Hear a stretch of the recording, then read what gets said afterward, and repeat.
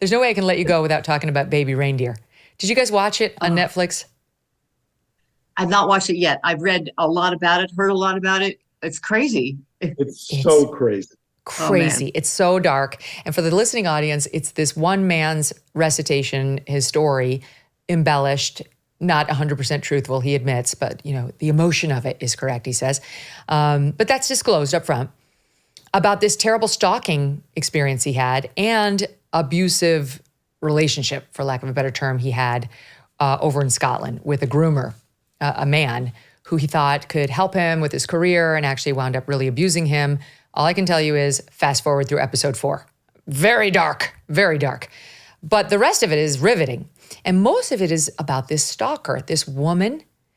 He was a bartender and aspiring comedian. And this woman, he says, came into his bar one day. He offered her a free cup of tea or something like that. And that the switch flipped. And she developed an obsession with him, which is how it happens. I mean, it's very, very scary when you develop a stalker and like a legit stalker. So the series is riveting as it details what she did to him, the amount of attention, bizarre attention, obsessive she gave to him. She was ruining his life, approaching his parents, his place of business, his relationship that he developed with another person, a fist fight that he alleged took place. Again, we don't know how much is real and how much is embellished, but he admits some was embellished. Ultimately, he claims, went to prison for this for the better part of a year. She used to sit outside at a bus stop in front of his house, just sitting there all day, every day, waiting to catch a glimpse of him. And there were many others around him who had to deal with this lunatic, Martha. And he admits to like a codependency that developed with this woman. Like he kind of needed her in a way. He had been abused by this guy.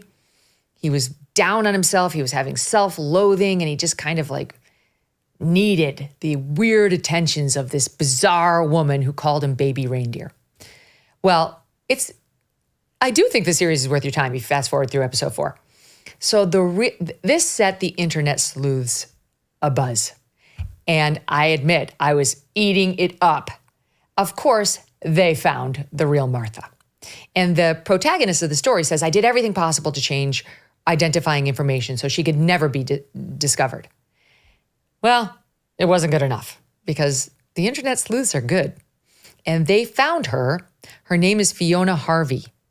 I think apparently they found her because one of the things she did was show up at some of his comedy gigs and openly heckle him. And some of that was on tape, so it was kind of knowable. And God bless Piers Morgan, he booked her. I love Piers. He booked her, and the reason I'm bringing it to you, is threatening now to sue.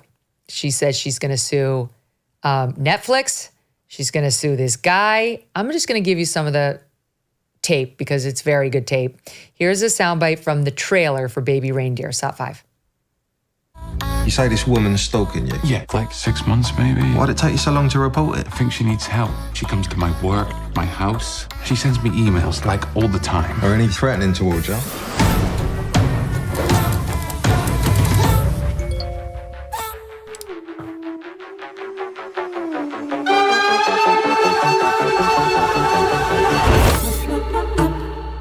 Look, Martha, just go back home. I have a sneaky feeling you might be the death of me.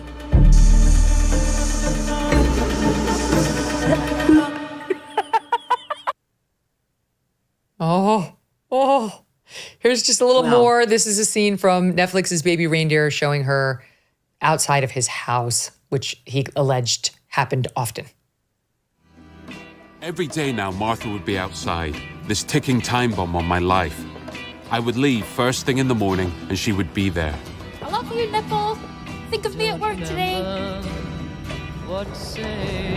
Then I would come back, sometimes as late as 11 or 12 at night, and she would still be there. How was your shift, Reindeer? Did you think of me? I never understood what she got from it. She never approached me, she never came to the house again. She avoided Liz whenever she passed. It was all catcalls and snatched glimpses, as she devoted 15, 16-hour days to a fleeting encounter. Okay, one other point. Having been the target of a legit stalker who was locked up for 10 years after what he did to me. I can tell you the number one rule in dealing with a stalker is don't talk to your stalker. Don't have any contact with your stalker. A stalker hears no as yes, hears stop bothering me as I love you. There's just no reasoning with a stalker. There's some debate in the stalker advising field about whether there should be an initial no, but the people I've dealt with who are the experts in it say it's just no contact.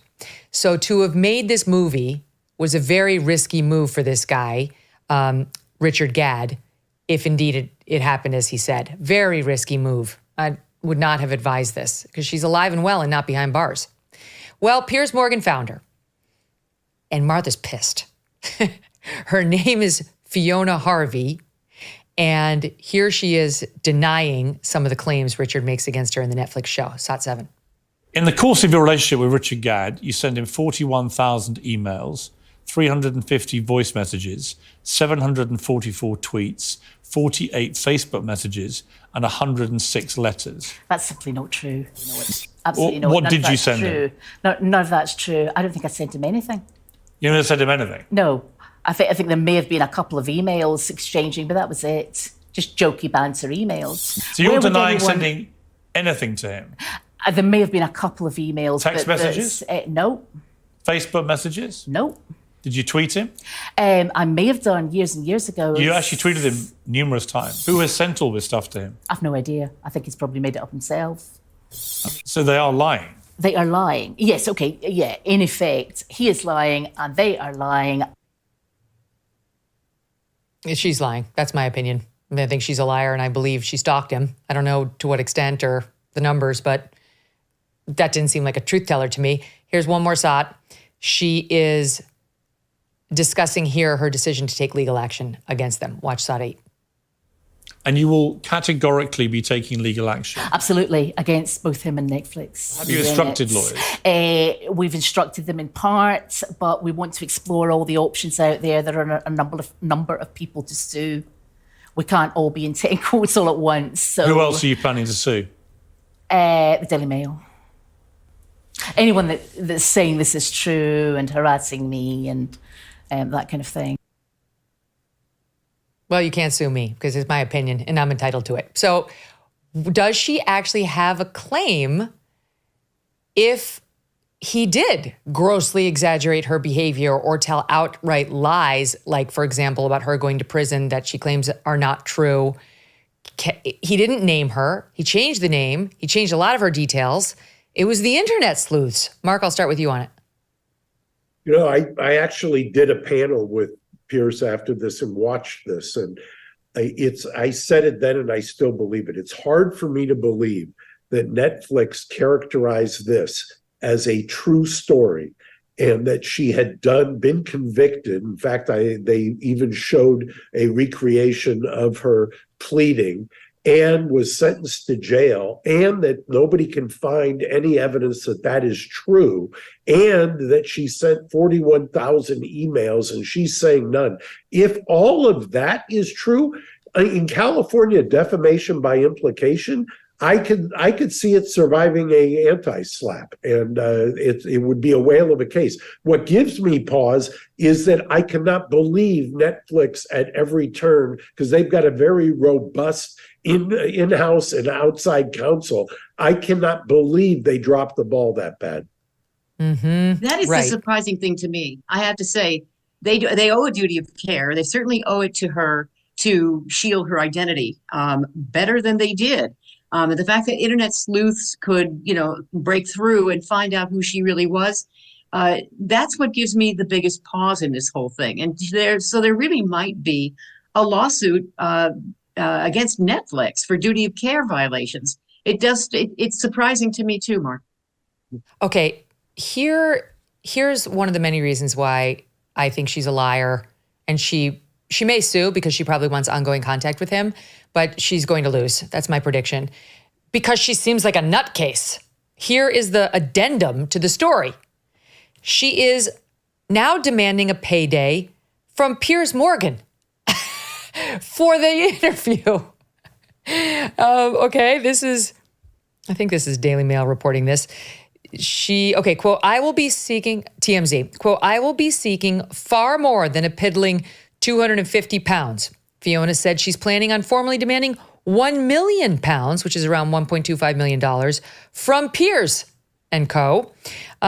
She's upset that he made, I guess, got a lot of clicks. He didn't exactly make money, but he got a lot of clicks, and she wants to partake in it. That's a nutcase. And it gives me even more reason to doubt her claims.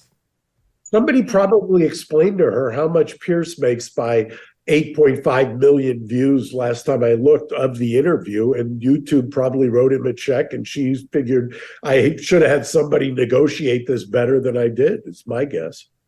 I mean, I would guess so. And also, Megyn, even if she is a liar, which, okay, you won't have to push me very hard to agree with that. The problem is that they embellished the story to a point, and then you're going to get down to parsing. So how much worse did Netflix or the producers make this story than was actually true? And can you make any claim for damages based on that? In other words, if she sent 30,000 stalking texts and not 41,000, is that really a claim that can survive a summary judgment in terms of showing that, she was ruined to an extent she would not?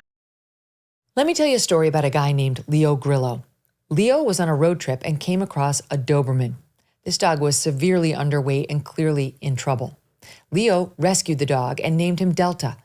Well, sadly, Delta was just one of many animals that needed help. And this inspired Leo to start Delta Rescue, the largest no-kill, care-for-life animal sanctuary in the world. They've rescued thousands of dogs, cats, and horses from the wilderness, and they provide their animals with shelter, love, safety, a home. April marked 45 years since Leo rescued Delta. Delta Rescue relies solely on contributions, and if you want caring for these animals to be part of your legacy, go ahead and speak with your estate planner, because there are tax benefits too. You can grow your estate while letting your love for animals live well into the future. Check out the estate planning tab on their website to learn more and speak with your advisor. We call dog a man's best friend for a reason. You can help those who need it most. Visit deltarescue.org today to learn more. deltarescue.org. Hey, thanks so much for watching. If you like what you just saw, hit the subscribe button for more clips and full episodes.